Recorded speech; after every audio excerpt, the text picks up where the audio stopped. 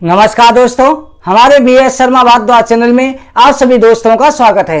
दोस्तों, आज की वीडियो में हम कार्तिक मास प्रारंभ हो रहा है। कार्तिक मास में सबसे पहले शरद पूर्णिमा का दिन आता है। शरद पूर्णिमा की कथा सुनी जाती है, जिसे महाराज की कथा कहते हैं। रात्रि काल के समय पर चंद्रमा के सामने खीर रख करके इस कथा को सुन के चंद्रमा की रोशनी में अमृत की जो वर्षा होती है, उसकी वर्षा में रात भर खीर रखी जाती है और दूसरे दिन उस खीर को जो प्रसाद के रूप में ग्रहण किया जाता है, जिससे हमारा शरीर निरोग होता है। और दूसरी शरद पूर्णिमा के दिन जो है कोजागिरी माता की व्रत कथा होती है, पूजन विधि होती है। कोजागिरी माता की पूजा करने से संतान की दीर्घायु होती है। कोजागिरी माता की व्रत कथा पूजन विधि हम बता रहे हैं। कोजागिरी माता की व्रत कथा पूजन विधि करने से, इस कथा को सुनने से भी संतान को दीर्घायु प्राप्त होती है। जिसकी संतान नहीं होती उसको संतान की प्राप्ति होती है, जिसको पुत्र प्राप्ति नहीं हो रही उसको पुत्र प्राप्ति होती है। आप सभी जो है कोजागिरी माता की शरद पूर्णिमा के दिन व्रत पूजन जरूर करें और महाराष्ट्र की भी कथा का श्रवण करें। महाराष्ट्र की शरद पूर्णिमा की कथा और कोजागिरी माता की कथा दोनों को आप श्रवण करें। परंतु उसे सुनने से पहले जो भी दोस्त हमारे चैनल को पहली बार देख रहे हैं, जिन्होंने अभी तक सब्सक्राइब नहीं किया है, हमारे चैनल को सब्सक्राइब करें, बगल में घंटी का बटन दबाएं, जिससे हमारी सभी वीडियो आप तक पहुंच सकें।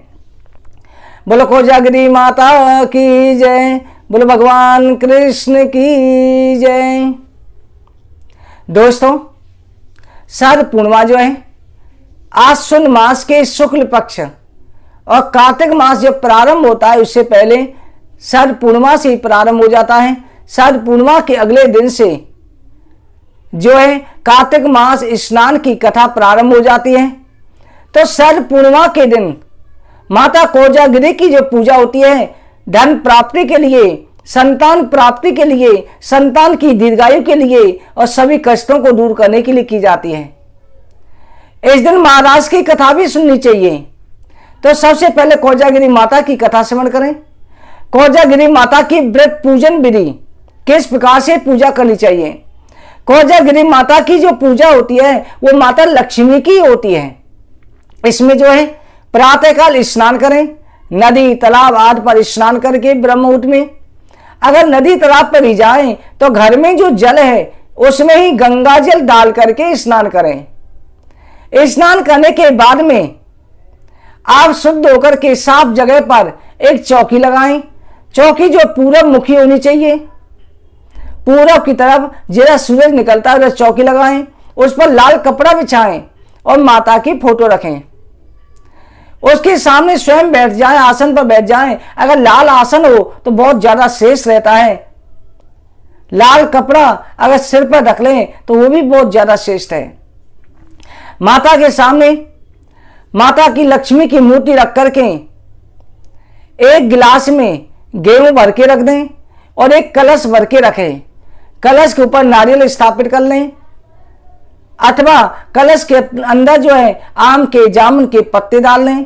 दीपक जला करके फिर धूप दीप नैवेद्य से, रोली मोली से सबसे माता की जो पूजा करें, स्नान कराएं, माता को फूल माला पहनाएं, फूल चढ़ाएं, चंदन लगाए, लाल रोली का जो है कुमकुम का टीका लगाएं, चावल चढ़ाएं, लाल फल चढ़ाएं। कोजागिरी माता को लाल पुष्प लाल फल अति प्रिय है। चढ़ा करके उसके बाद में जो माता लक्ष्मी का आह्वान करके श्री सूक्त का, लक्ष्मी चालीसा का जैसा हो वैसा पाठ करें और कोजागिरी माता की कथा श्रवण करें। कोजागिरी माता की कथा इस प्रकार है कि एक साहूकार था। उस साहूकार की दो पुत्री थी। दोनों पुत्री जो हैं भगवान का पूर्णमासी का व्रत रखती थी। बड़ी पुत्री जो है वो व्रत को पूरी विधि विधान से रखती थी, पर जो छोटी पुत्री थी वो आधा अधूरा व्रत रखती थी। जैसे सुबह व्रत रखा, दोपहर को भूख लगी, व्रत को खोल लिया, कहती थी आधा फल तो मुझे मिल ही जाएगा। वो जवान हो गई, उनकी शादी हो गई। शादी के बाद में जो दोनों बहन एक ही घर में ब्याही थी। बड़ी बहन की संतानें हुई, छोटी बहन की संतान होती पर जो भी संतान होती तो उसकी मृत्यु हो जाती। उसने ब्राह्मणों को बुलाया, ब्राह्मणों को अपनी पत्री दिखाई। ब्राह्मणों ने बताया कि तुम आधा अधूरा व्रत रखती हो, इसलिए तुम्हारी संतान भी अल्पायु हो जाती है, तुम विधि पूर्वक व्रत को रखो। उसने विधि पूर्वक व्रत रखा, उसके एक लड़का हुआ, पुत्र का जन्म हुआ, परंतु पुत्र कुछ दिन के बाद में उसकी मृत्यु हो गई, क्योंकि जो पहले कर्म किए होते उसका परिणाम था। जब पुत्र की मृत्यु हो गई, उसने क्या किया, एक जो गांव में पहले चारपाई जैसा एक पीढ़ा होता था, पहले समय चलता था, उस पीढ़े पर बच्चे को सुलाया और कपड़े से ढक दिया और अपनी बड़ी बहन को आवाज लगाई। बड़ी बहन आई तो बैठने के लिए उधर इशारा कर दिया कि उस पीढ़े पर बैठ जा। जैसे वो बैठने लगी, बच्चा नीचे कपड़े से ढका हुआ था, तो उसके लहंगे का स्पर्श बच्चे को हो गया और बच्चा रोने लगा। बच्चे के रोने की आवाज सुनकर के बड़ी बहन ने कहा कि बहन, तुम मुझे कलंक लगाना चाहती थी, तो अपने बच्चे को मेरे नीचे बैठा लिटा करके, मुझे ऊपर बैठा करके उसे मेरे हाथों से मृत्यु प्रदान करके कलंक लगाना चाहती थी। छोटी बहन ने कहा, बहन ये पहले से ही मरा हुआ था, मैंने तो केवल यहाँ पर रखा था। बहन ये तुम्हारे ही व्रत का प्रभाव है जिसके कारण ये जीवित हो गया।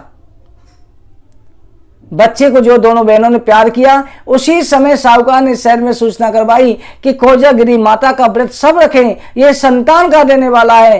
राजा को अनुरोध किया, वहां के राजा ने ढिढोरा पिटवा दिया कि कोजागिरी माता की कृपा से एक मृतक बच्चा भी जीवित हो सकता है। तो कोजागिरी माता की जो विधि पूर्वक पूजा करेगा उसका बच्चा जो दीर्घायु होगा। इस प्रकार से कोजागिरी माता ने जिस प्रकार से उनके बच्चे को दीर्घायु प्रदान करी, उसी प्रकार सबको संतान भी प्रदान करे और सभी को दीर्घायु प्रदान करे। अब हम महाराष्ट्र की कथा का श्रवण करते हैं। शरद पूर्णिमा की कथा क्या है? शरद पूर्णिमा की कथा में जो है, रात के समय पर गाय के दूध से खीर बनवावे। अगर गाय का दूध नहीं है तो कोई भी भैंस का दूध भी ले सकते हैं। उसे खीर बना करके रात को 11 बजे से लेकर के 2 बजे के मध्य में चंद्रमा की रोशनी में रखना चाहिए। इससे जो चंद्रमा से अमृत बरसता है, उस अमृत की वर्षा होगी तो खीर अमृत में हो जाती है। उससे चर्मरोग जैसे अनेक रोगों का नाश होता है, क्षय रोग भी नाश होता है। इसकी कथा यह है कि इसी शरद पूर्णिमा के दिन भगवान श्री कृष्ण ने गोपियों के साथ में रासलीला करी थी। भगवान श्री कृष्ण ने निज वृंदावन में महाराज के उल्लेख से अपनी बंसी बजाना प्रारंभ करा, क्योंकि जितनी भी गोपियां थीं ये कई कई जन्मों से भगवान की तपस्या कर रही थी कि प्रभु हमें जो आपका सानिध्य प्राप्त हो, आप हमको प्राप्त हो। हम चाहते हैं कि जिस प्रकार से राधा रानी आपकी सेवा करती है, हम भी आपसे आलिंगन करें। भगवान ने कहा, तथास्तु, द्वापर युग में तुम्हारी इच्छा पूरी करूंगा। भगवान ने बांसुरी बजाना शुरू करा। सभी गोपियों के कानों में जैसी आवाज पहुंची, सभी गोपियां दौड़ करके आ गईं। उसी समय सभी देवियां भी आ गईं। महारास में केवल भगवान श्री कृष्ण पुरुष थे, बाकी सब स्त्री थी। इधर कामदेव को भी अहंकार हो गया था कि संसार में मैंने सबको जीत लिया है, मुझे कोई नहीं जीत सकता। भगवान ने कामदेव का आह्वान किया कि तुम अपना युद्ध कर लो। कामदेव भी बसंत आदि ऋतुओं के साथ में वहां पर प्रकट हुआ, क्योंकि बसंत ऋतु का आगमन भी हो जाता है। कामदेव ने अपने तीक्ष्ण बाण छोड़े, बसंत आदि सहयोगियों के साथ में बाणों की वर्षा करने लगा, जिससे सबका मन विचलित हो जाए। काम बाण चलाने लगा। इधर भगवान श्री कृष्ण ने रासलीला प्रारंभ करी। उस समय 64 करोड़ गोपियां थी। महारास मंडल हो रहा है, सभी देवियां आ गई हैं। पार्वती जी भी रास मंडल में जा रही हैं। शंकर भगवान ने कहा, देवी मैं भी रास मंडल में चलूंगा, मुझे भी रास मंडल का रस लेना है। तुम भी नाचोगी, मैं भी अपने बाल गोपाल के साथ में, अपने श्याम सुंदर के साथ में नृत्य करूंगा। पार्वती जी ने कहा, स्वामी वहां केवल स्त्री हैं, कोई भी पुरुष नहीं जा सकता। शंकर भगवान के लगे, देवी मुझे स्त्री बना के ले चलो। शंकर भगवान स्त्री बन के आते हैं। कहा जाता है, उल्लेख मिलता है कि ललिता विशाखा ने रोक दिया था।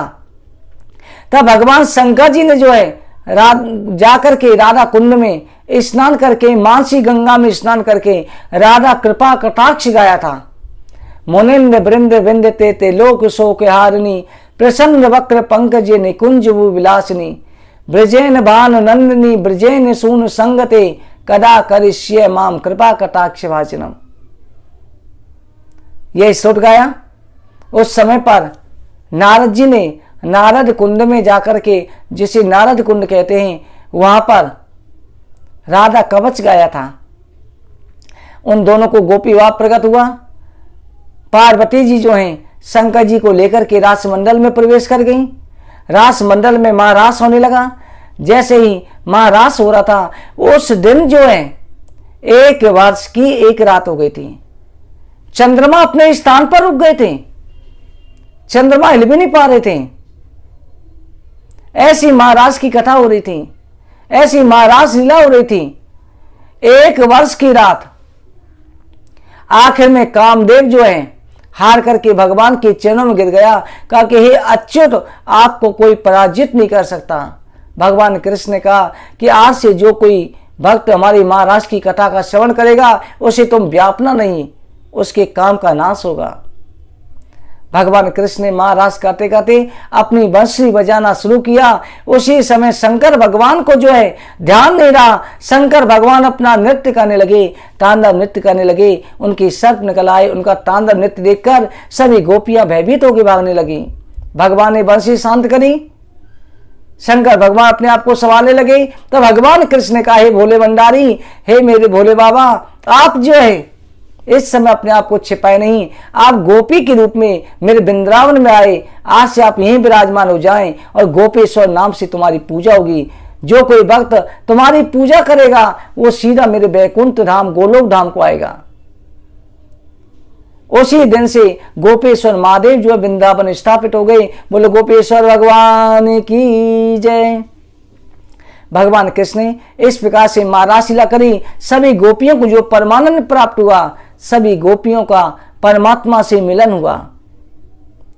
इस महाराज की कथा को जो भी भक्तजन श्रवण करता है, शरद पूर्णिमा के दिन इस कथा को सुनता है, भगवान राधा कृष्ण की पूजा करता है, उसे मेरे गोपाल की कृपा प्राप्त होती है। उसके अर्थ धर्म काम मोक्ष चतुर्प्रसाद प्राप्त होते हैं। और काम द्वेष राग द्वेष ईरास सभी जो है जितने भी विघ्न सभी दूर हो जाते हैं।